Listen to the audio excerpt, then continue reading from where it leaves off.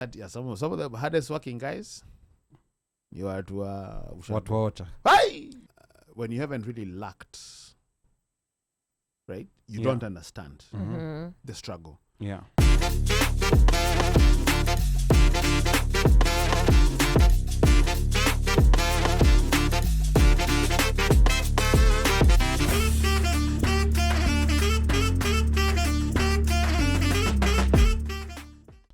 Is there a difference between, like guys who come here maybe still have that emotional connection, but is there a difference between one who grew up maybe in the city and one who grew up in the village? Yes. And what kind of difference are we talking about? Are you talking about in terms of? In terms of how they relate to sending money back home. For example, like we wa kijiji, hiyo tuseme kama ni hiyo pesa ya kanisa familia yake inajulikana kwa hiyo sana. Alafu so wao huyo wa kijiji. Go ahead Mika. Huyo wa kijiji kuna vitu mingi anataka kufanya. Number one is it depending kijiji ameacha kukuaje. So first thing they'll build a house for their father or for the parents. Tena pia ajenge yake na nini yake. And it's more about developing where uko pali wako. And then pia kuna hapo kwa kijiji kuna mandugu wengine, it probably have to take care of that. Those who are coming from the city most probably ana hiyo burden kubwa ya family. Wase wengi waliozwa na hii, I don't think watakuangalia hiyo haraka kudevelop ocha. It takes time for them before afikirie story ya kutengeneza huko. So most of the things that afikiria maybe ni investments or trying to just like basically ana ile labda tu ku elevate life ya wale siblings ameacha home, because already maybe poa and atotaka kuameko kwa at least more better. So you find their responsibilities are kind of different. And so I'll say this.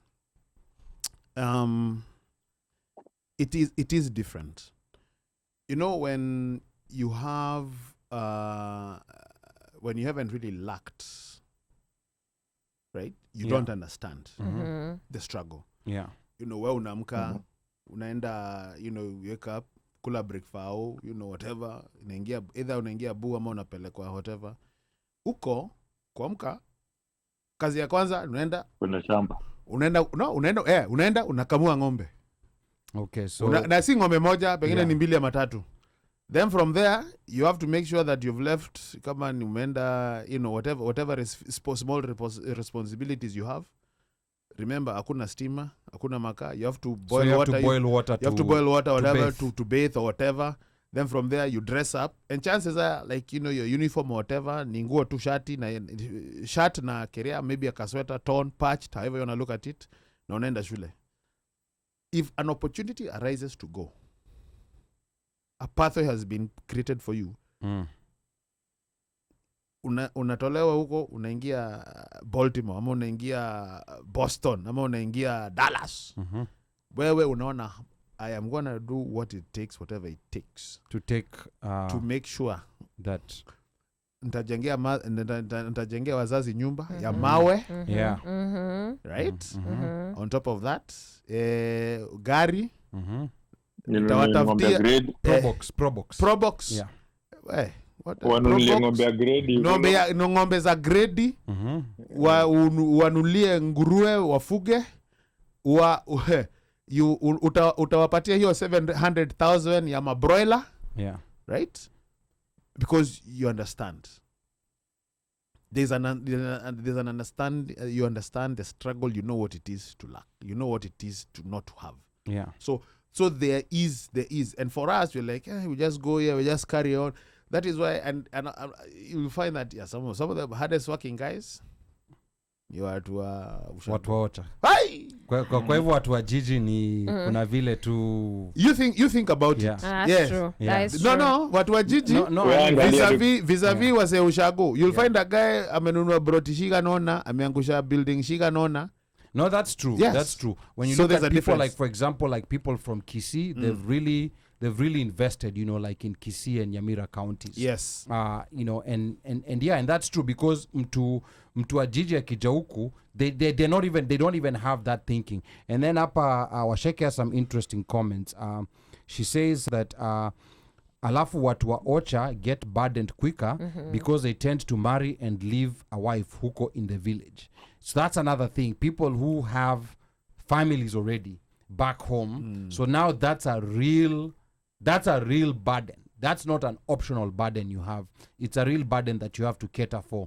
Umemwacha labda akona mtoto, so that's a real burden that you have to cater for. And then Udi anasema, I disagree with the comment that watu wa jiji don't struggle. And Udi, please tell us what you think. And I think even when we talk about watu wa jiji, there's different. They're different. There's different levels. There are people who kuna came pockets from, wa South B, watu wa Keria vis-a-vis mse wa Umo, Kayole, Umo tu. Yeah, and there are people who came from very struggling parts of the city. Yeah, because remember Nairobi, 65% of the population of Nairobi lives in informal settlement. Yes. That's another thing that I think a lot of people sometimes gets lost in translation. Yes. So that right there is also, because when and those people are struggling even more. And when than I say Ocha. Kuna watu wa jiji, and you know, let us be, you know, we're going to be frank. Kuna watu wa jiji wakikuja huku. Yeah. Them, they don't have a struggle with housing. Tunaongea juu ya mapunk. Haya, sawa. Kuna wase, they will not struggle about housing. Already they have a leg up. Yeah. Housing. Yeah. Gari. Right? Shule kulipiwa. Yeah. Right? That is factual. Yeah, that's factual. We know that. I know that. I've seen it. Yeah. Right? Vis-a-vis someone like me, niko jiji lakini nilipewa tu ticket, we kuja, we ujisort. Jipange. Nijipange. Yeah.